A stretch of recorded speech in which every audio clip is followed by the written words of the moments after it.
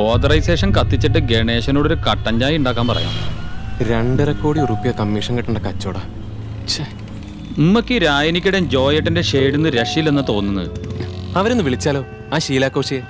ചെയ്തത് മര്യാദകേടായി പോയിന്ന് പറയെങ്കിലും ചെയ്യാലോ, ഒരു മനസമാധാനത്തിന്. വിളിക്കുകയല്ല, പോയി കാണുകയാണ് വേണ്ടത്. പോകുമ്പോൾ നിങ്ങളുടെ കയ്യിൽ ഒരു പ്രീ ഡേറ്റഡ് സ്റ്റാമ്പ് പേപ്പറിൽ തോട്ടം മറ്റൊരാൾക്ക് വിൽക്കാൻ തീരുമാനമായതായി എഴുതണം. അയാൾ ഷീലാകോശിയുടെ പേർക്ക് തന്ന ഒരു അഡ്വാൻസ് തുകയുടെ ചെക്കും വേണം. ഒന്നും അറിയാത്ത ഭാവത്തിൽ അത് അവരുടെ മുമ്പിലേക്ക് വെക്കുക. അതേതായി അയാള്? അങ്ങനെ ഒരാളില്ലല്ലോ. ഉണ്ടല്ലോ, ഞാനാണ് ആ ബയർ. അപ്പൊ ചെക്ക്? നമ്മുടെ പഴയ ചെക്ക് ബുക്ക് എൻ്റെ പെട്ടിയിലുണ്ട്. ഐ ഡി ബാങ്കുകാരുടെ തപ്പിയ സ്റ്റാമ്പ് പേപ്പറും കാണും.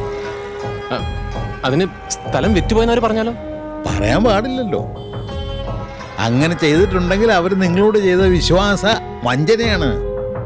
അതിന് കോമ്പൻസേഷൻ കിട്ടണം, അല്ലെങ്കിൽ കോടതി കയറ്റുമെന്ന് പറയണം. വിൽപ്പന മുടങ്ങുമെന്ന് ബോധ്യപ്പെട്ട് അവർ തന്നിരിക്കുന്ന നഷ്ടപരിഹാരം എന്ത് ചോദിക്കാം? 50, 25 കിട്ടിയാൽ വാങ്ങിച്ചിട്ടെങ്കിൽ പോകണം.